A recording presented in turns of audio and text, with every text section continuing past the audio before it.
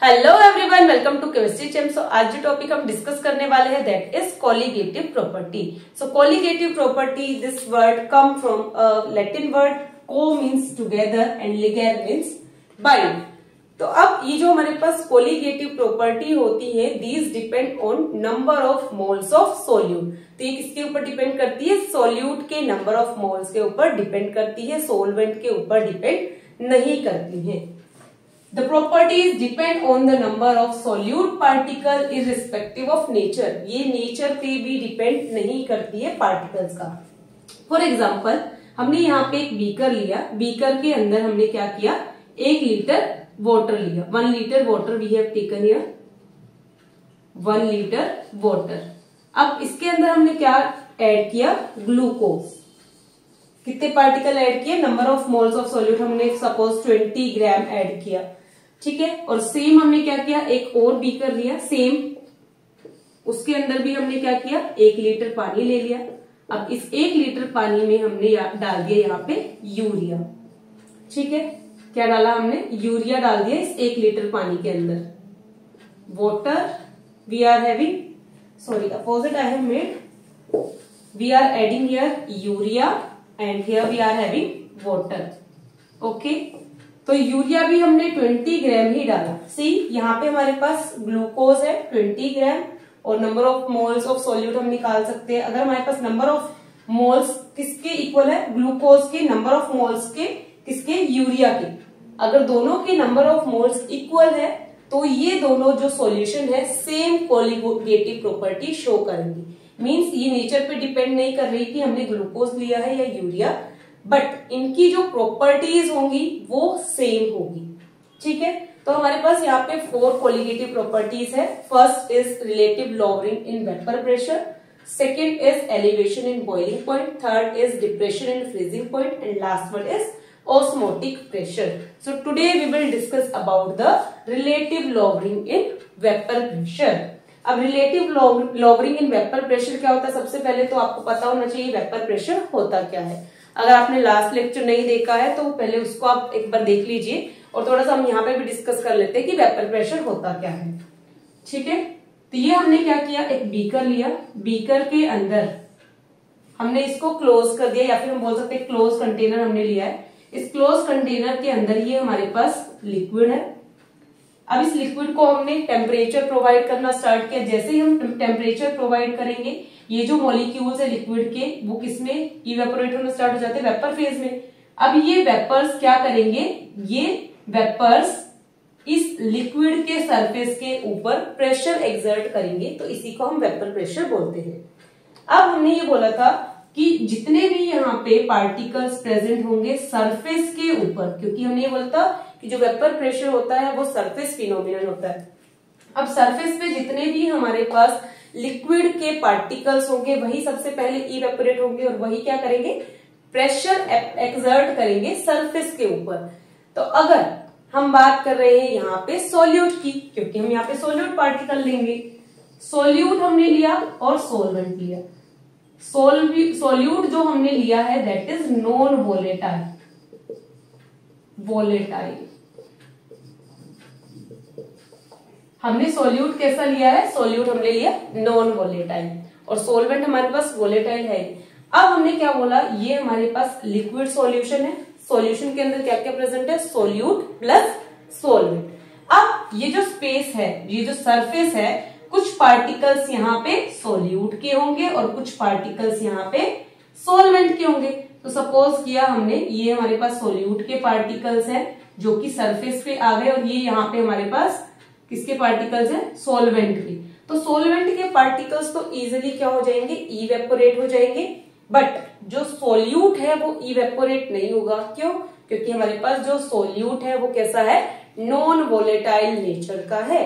तो अब जो वेपर प्रेशर जो एक्चुअल में हमारे पास प्योर सोलवेंट का था उसके कंपैरिजन में अगर हम सॉल्यूशन की बात करें तो वेपर प्रेशर डिक्रीज हो जाएगा। क्यों?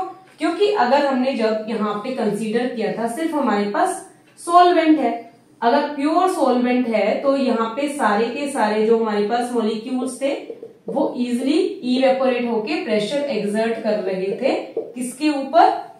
सरफेस ऑफ द लिक्विड के ऊपर। बट जैसे ही ये नॉन सोल्यूट पार्टिकल जैसे ही हमारे पास नॉन वोलेटाइल पार्टिकल आ गए सोल्यूट के, तो अब ये वोलेटाइल नहीं होंगे, इवेपोरेट नहीं होंगे, इवेपोरेट नहीं होंगे तो प्रेशर एक्सर्ट नहीं करेंगे। अगर प्रेशर एक्सर्ट नहीं करेंगे तो वेपर प्रेशर भी 0 हो जाएगा। मतलब ये जो सोल्यूट है इसका वेपर प्रेशर हमारे पास कितना हो जाएगा, 0।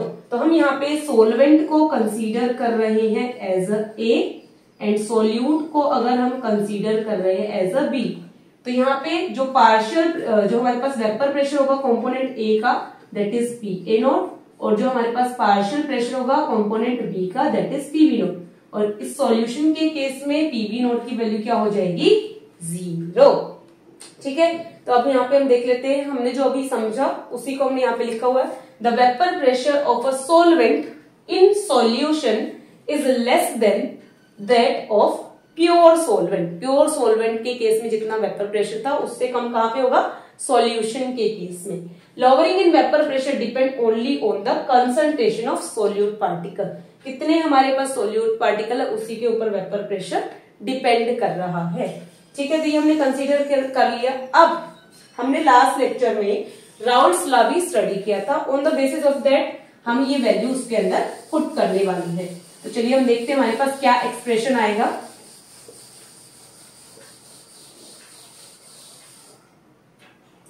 तो हमारे पास जो इक्वेशन थी P total is equals to P A not XA plus P B not XB, ये आई थी राउल्ट्स लॉ की P टोटल P सॉल्यूशन की इक्वेशन। अब हमको यहाँ पे ये पता है P B नॉट क्या है, 0। So put P B not is equals to 0। So P total हमारे पास यहाँ पे क्या आ जाएगा, P A not XA plus 0, क्योंकि 0 मल्टीप्लाई विद XB सो 0 आ जाएगा। अब जब हमने मोल फ्रैक्शन स्टडी किया था तो हमने ये भी स्टडी किया था XA plus XB is equals to 1। हमारे पास यहाँ पे क्या है, XA, सो XA की वैल्यू अगर हम निकाले तो क्या हो जाएगी, 1 माइनस XB। तो P total is equals to PA not 1 minus XB। इसको हम सॉल्व कर लेते हैं। P total is equals to PA not minus PA not minus PA not XB। ठीक है, अब हम यहां से क्या निकाल सकते हैं, यहां से हम XB की वैल्यू निकाल सकते हैं। तो यहां से XB की वैल्यू क्या हो जाएगी, यहां से इसको हम इधर लेके जाते हैं। So PA not XB is equals to PA not, इसको हम इधर लेके आते हैं minus P total XB is equals to PA not minus P total divide by PA not. ये A नॉट भी नीचे आ जाएगा। तो ये हमारे पास इक्वेशन आ जाएगी किसकी, mole fraction of component B, या फिर सॉल्यूट की बात कर सकते हैं। यहाँ पे अगर हमको यहाँ पे T लिखना है तो हम T भी लिख सकते हैं, अगर आपको S लिखना है तो आप S भी लिख सकते हो। बहुत सारी बुक्स में यहाँ पे S दिया हुआ है। What is this T? P that is partial pressure of total means solution का पार्शियल प्रेशर, या फिर हम यहाँ पे इसको अगर एक्सचेंज कर दें तो आप क्या लिख सकते हो, XB is equals to PA not minus PS divided by PA not. तो ये हमारे पास इक्वेशन आ गई। अब हमने यहाँ पे किसकी बात की, सोल्यूट की बात की, और ये XB भी क्या है, सोल्यूट है। अब अगर XB हम बात करें, मोल फ्रैक्शन ऑफ सोल्यूट है। अगर मोल फ्रैक्शन की बात करें फॉर सोल्यूट, ये क्या होगा, number of moles of component of B, because हमने B के लिए निकालना है solute, divided by total number of components. Total number of component हमारे पास 2 ही थे, सोल्यूट प्लस सॉल्वेंट, तो ये XB आ जाएगा। तो दोनों इक्वेशन को हम इक्वल रख सकते हैं क्योंकि XB is equals to this and XB is equals to this. तो हमारे पास इक्वेशन यहाँ पे क्या आ जाएगी, इक्वेशन विल कम, इक्वेशन हमारे पास आ जाएगी XB is equals to PA not minus PS divide by PA not is equals to NB बाय NA प्लस NB। ठीक है, अब यहां पे हमको पता है NB की जो कंसंट्रेशन है वेरी वेरी लेस देन है NA से। ठीक है, तो ये NB की वैल्यू जो है वो हम क्या कर देंगे, यहां नीचे से नेग्लेक्ट कर देंगे, क्योंकि एडिशन में जब वैल्यू थोड़ी सी वेरी वेरी लेस होती है तो उसको हम नेग्लेक्ट कर सकते हैं। तो एक्स बी किसके इक्वल आ जाएगा, X B is equal to P A not minus P S by P A not is equal to N B by N A. तो ये आ जाएगा हमारे पास relationship of this relative lowering in vapour pressure for non volatile solute, because हमारे पास solute के ऊपर ही कोलिगेटिव प्रॉपर्टी डिपेंड करती है। तो एक तो रिलेशन हमारे पास ये आ जाएगा, this is relation for relative lowering of vapour pressure and this is also okay. So ये था आज का हमारा टॉपिक जिसके अंदर हमने स्टडी किया relative lowering of vapour pressure, किस तरीके से वेपर प्रेशर डिक्रीज करता है अगर हम नॉन वोलेटाइल सोल्यूट को ऐड करते हैं सॉल्वेंट के अंदर, क्योंकि अगर नॉन वोलेटाइल सोल्यूट होगा तो उसके वेपर्स नहीं बनेंगे तो वो प्रेशर एक्सर्ट नहीं करेगा सरफेस ऑफ द लिक्विड के ऊपर, इसीलिए जो वेपर प्रेशर है वो क्या हो जाएगा, डिक्रीज हो जाएगा। और कितना डिक्रीज होगा वो हम यहाँ से निकाल सकते हैं। ठीक है, तो ये था आज का हमारा topic. Hope this video is helpful for you. Hit the like button, share with your friend and subscribe to my channel. Thank you so much.